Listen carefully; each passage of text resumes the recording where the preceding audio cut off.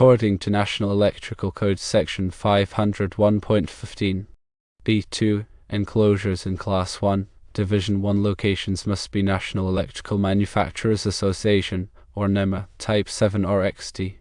NEMA 4X enclosures are not permitted in Class 1, Division 1 locations. They are only suitable for outdoor use in non-hazardous environments. NEMA 7 enclosures are suitable for Class 1, Division 1 locations because they provide a dust-tight and explosion-proof seal. They are designed to prevent the ignition of explosive gases or vapors that may enter the enclosure. The NEC requires NEMA 7 enclosures for terminal blocks in Class 1, Division 1 locations because terminal blocks can create sparks or arcs during electrical connections or disconnections. These sparks or arcs can ignite explosive gases or vapors if they are present in the enclosure. The requirement for NEMA 7 enclosures in Class 1, Division 1 locations for terminal blocks is found in NEC Section 501.15. B2 enclosures for motors, generators, and other rotating electrical machinery and for lighting fixtures, switches, circuit breakers, fuses, and their associated wiring shall be NEMA Type 7 or XD. Where the enclosure is provided with a cover plate, the cover plate shall also be NEMA Type 7 or XD. Seals must be maintained in good condition to ensure the integrity of the NEMA 7 enclosure. The enclosure must be properly sized to accommodate the terminal blocks and wiring. The enclosure must be bonded to ground in accordance with NEC requirements. While the NEC provides the minimum requirements, the final decision on the suitability of an enclosure rests with the authority having jurisdiction. It is always advisable to consult with the authority having jurisdiction before installing electrical equipment in a hazardous location. Class 1 locations are those in which flammable gases or vapors are, or may be, present in the air in quantities sufficient to produce explosive or ignitable mixtures. Division 1 is a location in which ignitable concentrations of flammable gases, flammable liquid-produced vapors, or combustible liquid-produced vapors can exist under normal operating conditions. A NEMA 4X enclosure is designed to provide protection against corrosion, windblown dust and rain, splashing water, hose-directed water, and damage from external ice formation. It is typically constructed from materials like stainless steel or polycarbonate and is commonly used in outdoor or washdown environments where protection from water and corrosion is essential. NEMA 7 enclosures, on the other hand, are specifically designed for use in hazardous locations where explosive gases or vapors may be present. They are constructed to contain an internal explosion without causing a hazard to the surrounding environment. These enclosures are typically made of heavy-duty materials like cast iron or steel and are designed to withstand significant internal pressure. The key difference lies in their intended application. NEMA 4X enclosures are for general-purpose use in environments where water and corrosion protection are needed, while NEMA 7 enclosures are specifically for hazardous locations where explosion protection is required. Installing a NEMA 4X enclosure in a Class 1, Division 1 location would not provide the necessary protection against explosions and could create a significant safety hazard. The NEC clearly mandates the use of NEMA 7 or explosion-proof enclosures in such areas to prevent the ignition of flammable substances. The National Electrical Code, or NEC, is a widely adopted code for the safe installation of electrical wiring and equipment in the United States. It is updated every 3 years by the National Fire Protection Association, or NFPA.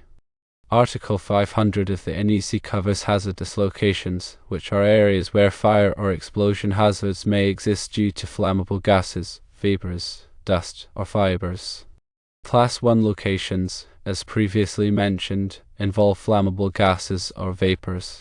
These locations are further divided into divisions based on the likelihood of the presence of these flammable substances.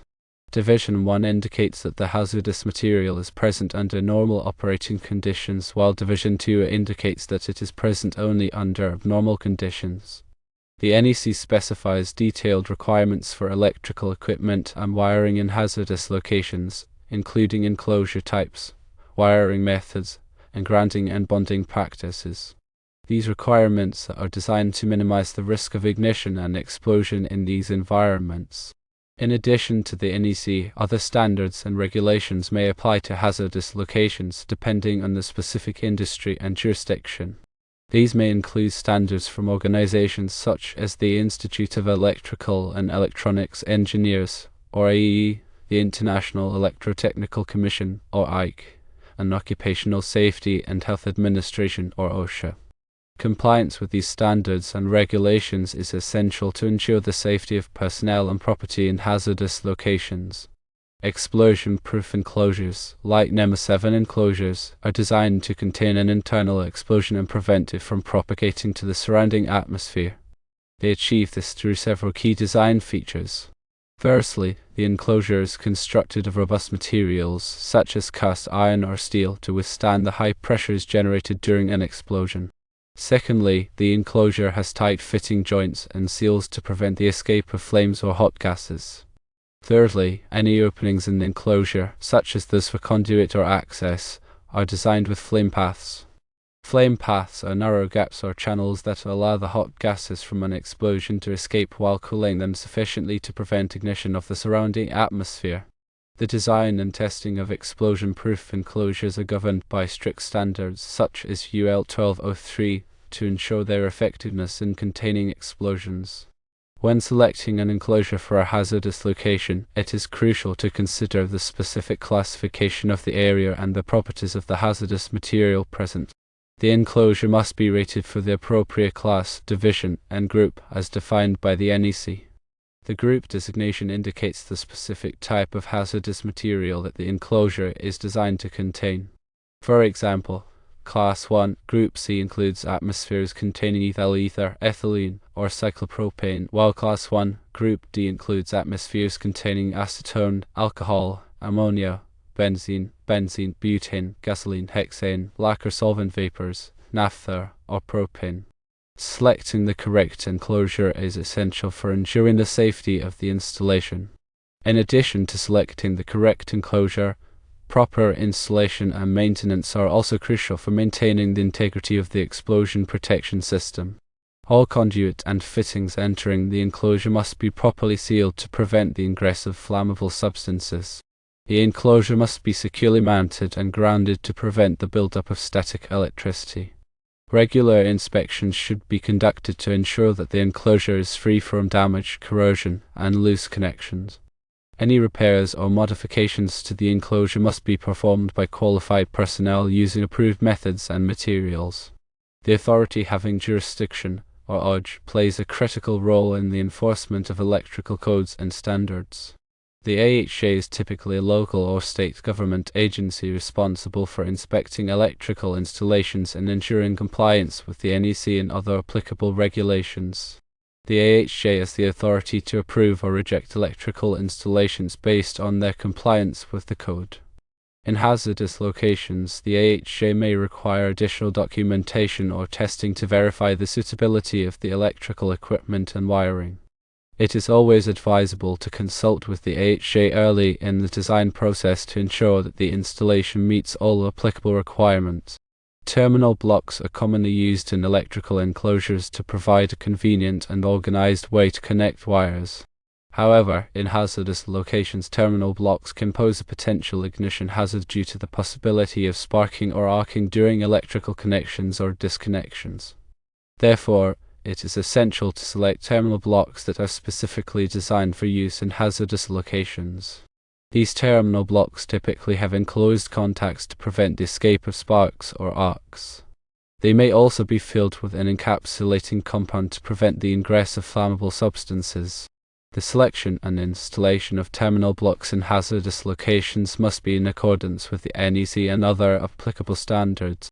In addition to explosion-proof enclosures and specialized terminal blocks, other safety measures may be required in hazardous locations to minimize the risk of ignition and explosion. These may include the use of intrinsically safe circuits, which limit the amount of energy available to ignite flammable substances. Intrinsically safe circuits are typically used for instrumentation and control applications where low voltage signals are required. Other safety measures may include the use of purged and pressurized enclosures, which maintain a positive pressure inside the enclosure to prevent the ingress of flammable substances. Purged and pressurized enclosures are typically used for large equipment that cannot be easily enclosed in an explosion-proof enclosure. Proper grounding and bonding are also essential for preventing the buildup of static electricity, which can be a source of ignition in hazardous locations. All electrical equipment and wiring must be properly grounded and bonded in accordance with the NEC.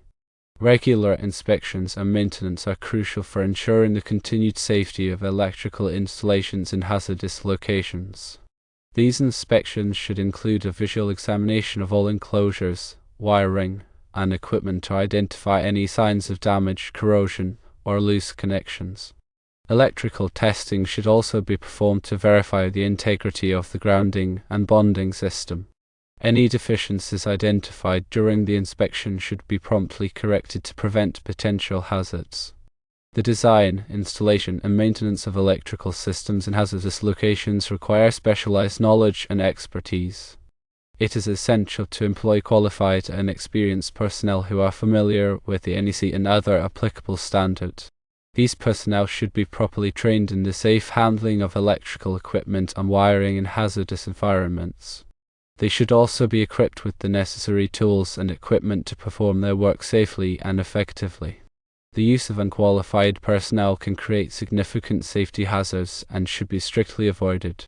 In conclusion, the selection and installation of electrical equipment in hazardous locations require careful consideration of the specific classification of the area and the properties of the hazardous material present. The NEC mandates the use of NEMA 7 or explosion-proof enclosures in Class 1, Division 1 locations to prevent the ignition of flammable substances.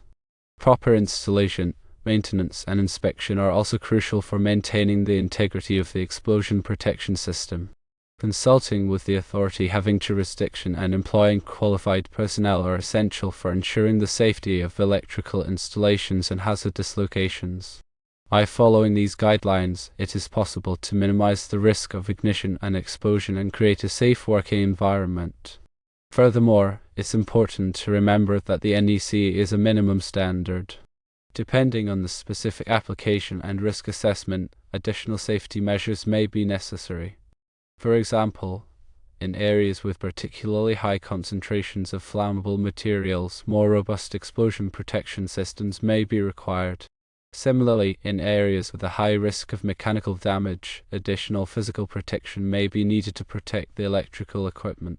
A thorough risk assessment should be conducted to identify all potential hazards and determine the appropriate level of protection. This assessment should take into account the properties of the hazardous materials, the operating conditions, and the potential consequences of an explosion. The results of the risk assessment should be used to guide the selection of electrical equipment and the implementation of safety measures. In addition to the technical aspects of explosion protection, it is also important to consider the human factors involved. Proper training and procedures are essential for ensuring that personnel are aware of the hazards and know how to respond in an emergency. Training should cover topics such as the properties of flammable materials, the operation of explosion protection systems, and emergency evacuation procedures. Regular drills and exercises should be conducted to ensure that personnel are familiar with the emergency response plan. Effective communication is also crucial for maintaining safety in hazardous locations. Clear and concise signage should be used to identify hazardous areas and warn personnel of potential dangers. A robust communication system should be in place to allow personnel to quickly report any incidents or concerns. The communication system should also be used to disseminate information about safety procedures and emergency response plans.